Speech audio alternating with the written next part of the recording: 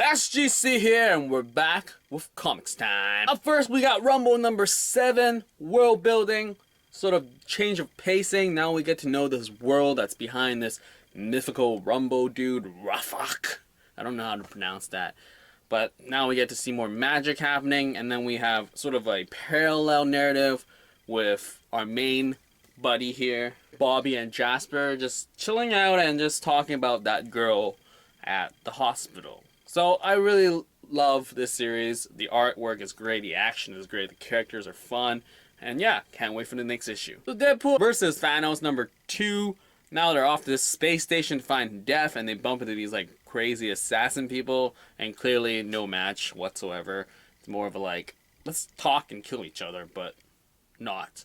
And then the Guardians show up, and more talking, and relatively, I sort of wish there was more action, but then again, it's Thanos versus anybody, so, but whatever. Great Tradmore cover. Why do I need a spacesuit, Thanos? Pretty good stuff. Mythic number 4, we have some crazy worm mechanical action here. Team sort of saves the day, and the main character learns more about the team, and the rest of the issue is sort of this origin of this voodoo doctor that goes to hell sort of thing. And it's like, oh, okay. I mean, okay, she's not a voodoo doctor, but a skeptical spirit. So that's interesting stuff. I don't remember if they did that the last issue. Maybe I totally forgot. But, yeah, I guess I'll stick around for a bit more. Though, I don't know. I'm iffy feeling about this one. Don't know why. Nameless issue 5. The craze whackness continues. Now we get more of an Earth and space sequence, and it's like, what is really going on? Nameless is in that group with that thing, and then now he's in space, and it's just like, what is reality, really? Totally reminds me of Lovecraft stuff, because I have been reading Lovecraft recently, so that's kind of cool stuff. This is just great stuff. Can't wait for the next issue. And I do wonder if there's going to be more of a ensemble cast, because it seems like the pretty much space people are all dead now, and then Earth is, they're just there, but what's going on? Anyway, great issue, can't wait for the next one. Gotham by Midnight number 9, a great issue. The police are now putting the team on the bench and going, why is this? And they have this like crazy notion that they know more than the team does.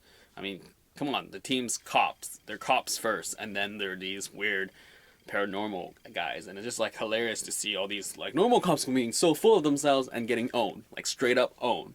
Really enjoy this issue, and it's just like pacing and the angles and the shots were done well. Can't wait for the next one. Batgirl 44, we have this crazy velvet tiger, and there's a lot of action in this, though I would say the whole romance thing was sort of forced. It didn't really feel like, I don't know, it just didn't feel genuine. They were just like, I don't know, it just was out of nowhere. But I guess maybe Luke, Fawkes, and her had some pre-existing thing that I totally missed.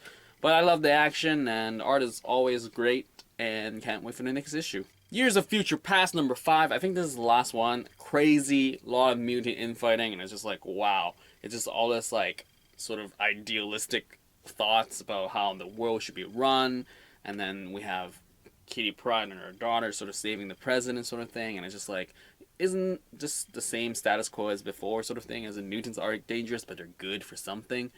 But yeah, I mean, Art Adams cover as always is awesome, and I overall enjoyed this series. I mean, it's a 5-issue run, and it was just fun to be like away from the Secret War stuff, and yeah, enjoyed it. And if they do come back with something, maybe I'll check it out, who knows, but I enjoyed the 5-issue run. Weird World number 4, crazy fighting action, and then Man-Things show up, and it's like, whoa, now they really use the whole Weird World to its max in terms of just having it crazy, and then just him still figuring out how life goes is just like, man, this tormented soul.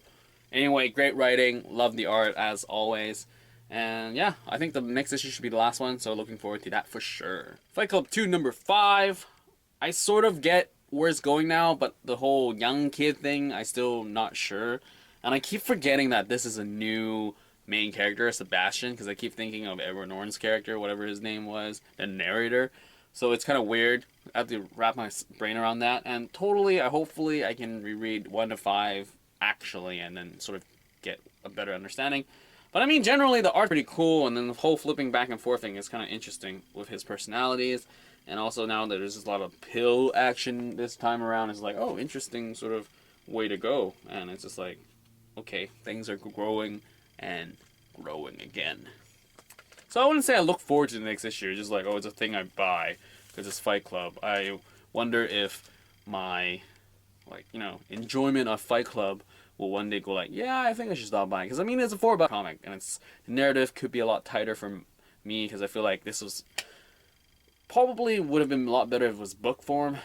So this whole monthly issue thing is not really panning out for me, so. Invisible Republic, crazy narrative this time around. Not three, but 2 timelines with like 3 major characters, past and future, sort of present thing, and it's just like, whoa, pretty confusing stuff, but it's intriguing nevertheless. I mean, seriously, there's a lot to say in each issue, and I enjoy the art. Narrative is great, and dialogue is fun, though I sort of wish I remember which character is which, but I get a general sense of it month to month. Yeah, I mean, I enjoy it enough to go like, I look forward to the next issue. The Spire number, what number is this? 3. Crazy thing, assassination, and it's just like muddled up, and then being elite doesn't matter because you were at the scene of the crime, sort of thing. Interesting stuff. Narrative is sort of building in terms of building the world and seeing what's happening out there, and it's like the whole hierarchy stuff. Interesting sort of layout here, and yeah, I mean, generally, I mean, it could be better, but I enjoy it for what it is, and the art style is sort of less, sort of, I don't know, it's more fluid, more rough, more cartoony compared to most of the stuff I read, so it's a different change. Though the price point does bug me, so I don't know, but I do look forward to the next issue. Maybe when the arc is finished or what have you, but yeah. And there you go, that's it for this week's Comics Time. I hope you enjoyed it because you spent money on it. If you have anything to say, leave your comment down below in terms of recommendations, or just comment on what I said about the comic that you may or may not have liked. But anyway, that is all for this week's Comics Time. Out!